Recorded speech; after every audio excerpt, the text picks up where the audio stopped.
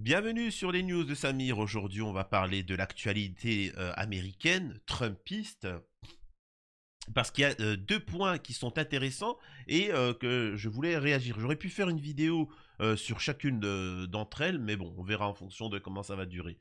Euh, Donald Trump a promis des déportations de masse de migrants illégaux.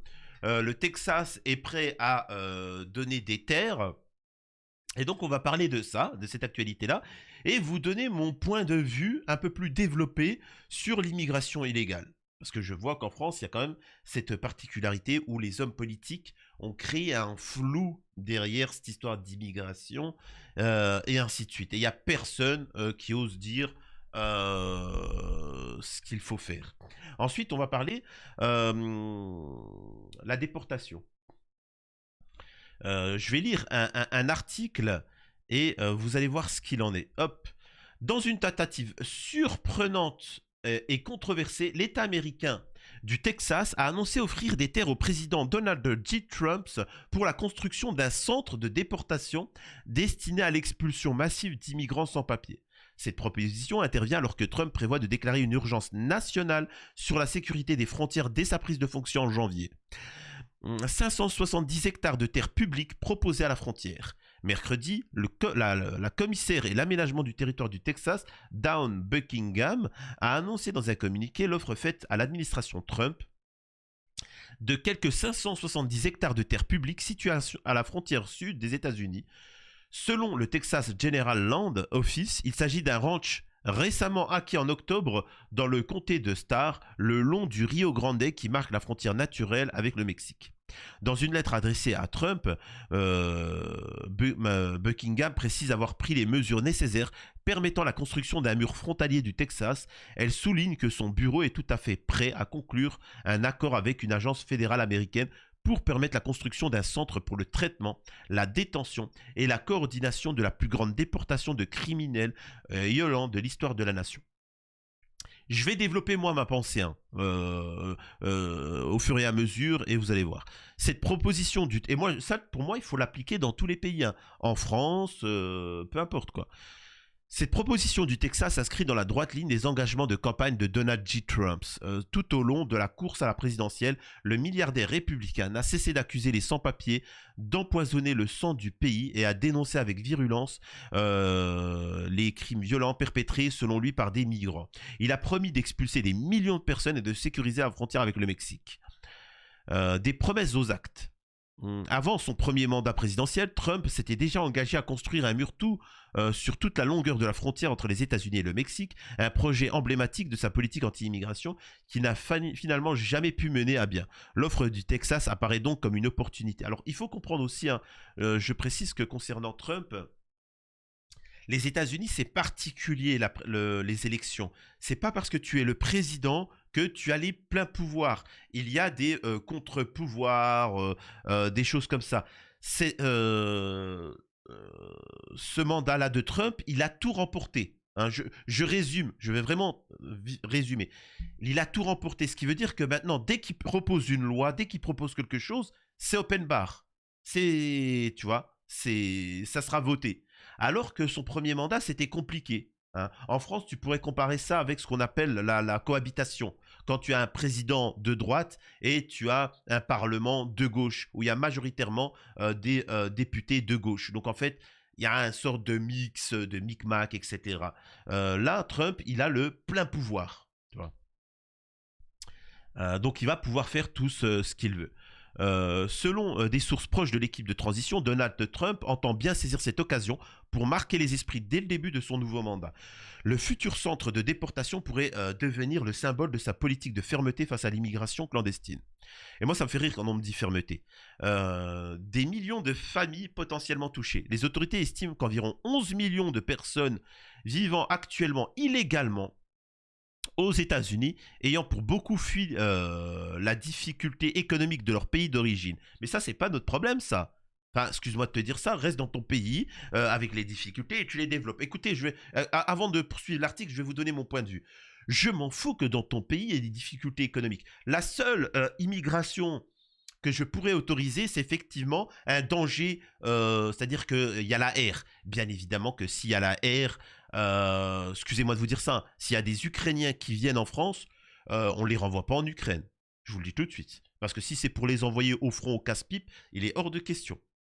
Maintenant, quand tu as des migrants africains de pays qui ne sont pas en R, tu n'as aucune justification. Tu n'as aucune justification d'être là. Ensuite, quand tu fraudes une frontière, c'est de manière illégale. C'est-à-dire que parfois, la France, elle a besoin de travailleurs, elle a besoin de ceci ou cela. Ou elle n'en a pas besoin, c'est elle qui décide.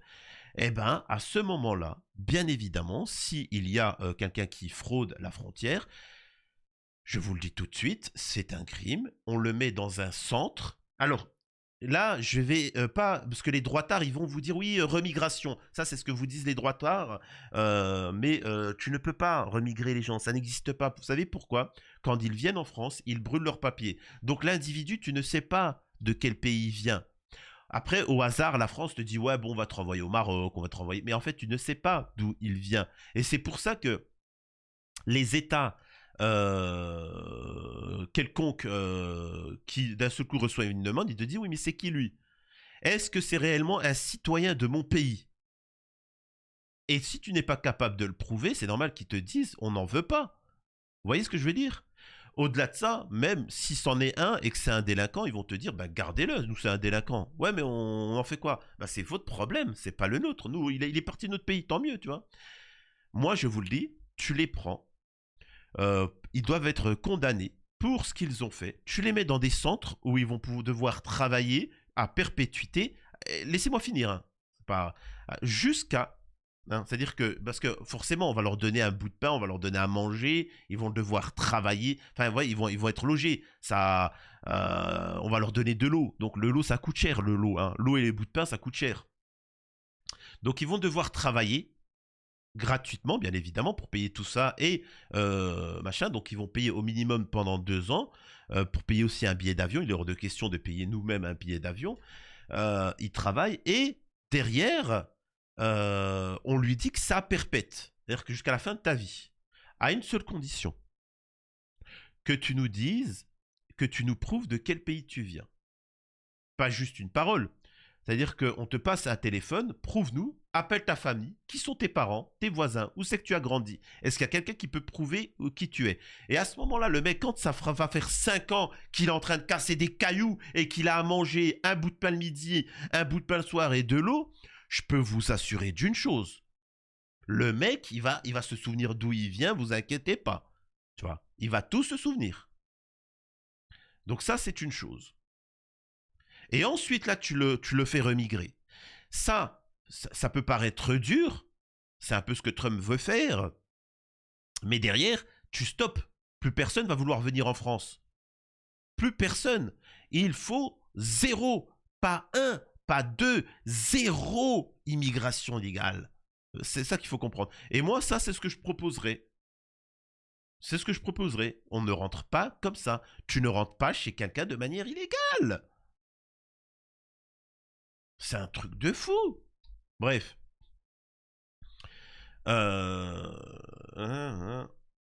Voilà. Cette perspective suscite une vive inquiétude au sein des communautés immigrées et des associations de défense des droits humains. Alors, encore une fois, là, on a, entre guillemets, le gauchisme qui vient utiliser, critiquer les gens qui viennent de manière légale. Je suis désolé, il y en a qui ont respecté le code, qui ont fait des démarches pour devenir français. Ne les comparez pas avec... Et il y a aussi la problématique, et c'est pour ça que je vous ai dit, les droitards comme les gauchistes, ce sont les mêmes woke.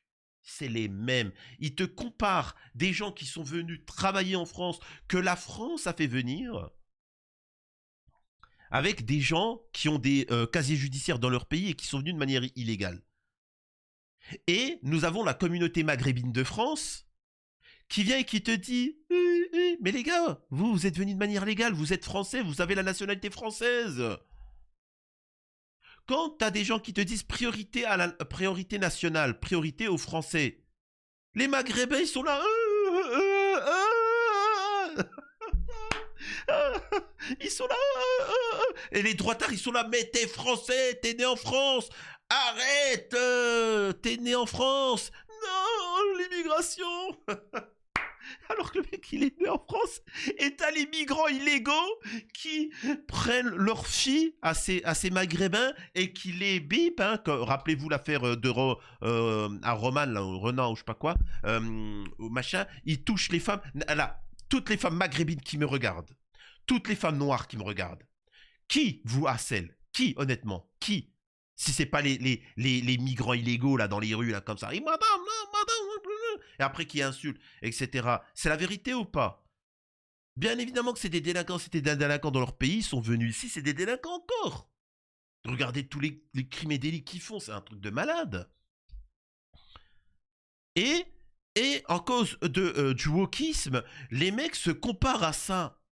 Je suis désolé, mon père, c'est la France qui l'a demandé de venir. Il est venu ici pour travailler et envoyer de l'argent à sa famille. Et il a toujours refusé la nationalité française, d'ailleurs. Et c'est tout.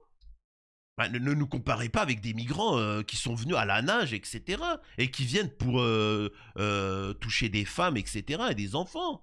Attendez. C'est quand même dingue, cette histoire.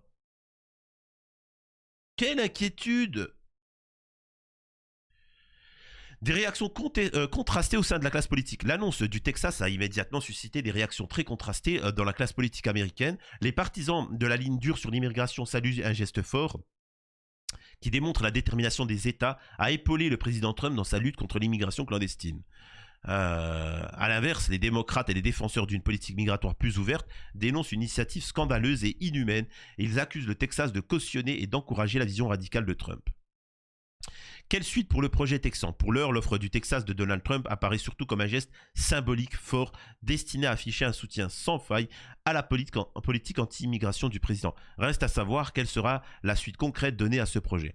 Il faudra en effet des mois, voire des années pour qu'un tel centre de déportation voit effectivement le jour à la frontière. Ça construit. Alors, encore une fois, je le répète, j'en avais fait une vidéo, mais au cas où si vous ne regardez pas mes vidéos sur la chaîne secondaire, il faut que vous compreniez aussi, certes, il y a du racisme qui monte en France, mais il faut bien que vous compreniez, quand tu es là et qu'en France, il faut minimum 10 ans, voire 15 ans pour avoir un logement décent en région parisienne, alors que tu as travaillé en France, tu as cotisé, tu as grandi, tu as fait, hein, tu payes des impôts. Tu as des gens qui viennent de manière illégale, qui vont devant la mairie, il y en a 200, et ils viennent et ils disent oh, on veut et on leur donne des appartements et une allocation. Tu peux comprendre que pour le français, et le français de toute origine, je précise, pour le français, moi je l'ai en travers de la gorge. Hein. Je l'ai en travers de la gorge. Quand tu sais qu'un migrant qui n'a jamais cotisé, oh nous on a cotisé nous, hein. On a cotisé, on a payé, on a travaillé pour avoir cet argent-là, pour avoir des droits. Enfin, si on a des droits, c'est qu'on a des devoirs. Vous voyez ce que je veux dire? C'est pas gratuit qu'on nous donne. Donc quand tu vois des migrants, eux, en 2 semaines arriver, le logement, la nourriture, les allocations, bah forcément on est en train de se dire qu'on se la fait mettre. Tu vois, et ça énerve. Il faudra en effet des mois, voire des années pour qu'un tel centre de déportation voit effectivement le jour à la frontière. Sa construction et sa mise en service nécessiteront... Alors, encore une fois, c'est pour ça que moi je vous dis, moi je suis pas Trump. Hein. Ah, moi je vous le dis tout de suite. Hein. Ah, moi les centres, je vous le dis tout de suite, c'est 4 bouts de bois, 4 bouts de bois, de la tôle, des grillages, et voilà. Je vous le dis, hein. Pas besoin de... Une chose est sûre, cette initiative du Texas ne manquera pas de susciter un vif débat dans les prochains mois de la politique migratoire des États-Unis. Elle passe d'ores et déjà. Il y a aussi le fait de... Comment on appelle ça? Il y a aussi le fait que ça soit dissuasif. Hein. C'est aussi ça le délire. Donc moi, par rapport à ce sujet-là, j'ai envie de savoir ce que vous en pensez. Qu'est-ce que vous en pensez, vous, de cette politique-là? Est-ce que vous êtes d'accord ou non? Est-ce que vous trouvez que ça trop dur, pas assez dur? Est-ce que vous trouvez ça normal? Et ainsi de suite. Bref.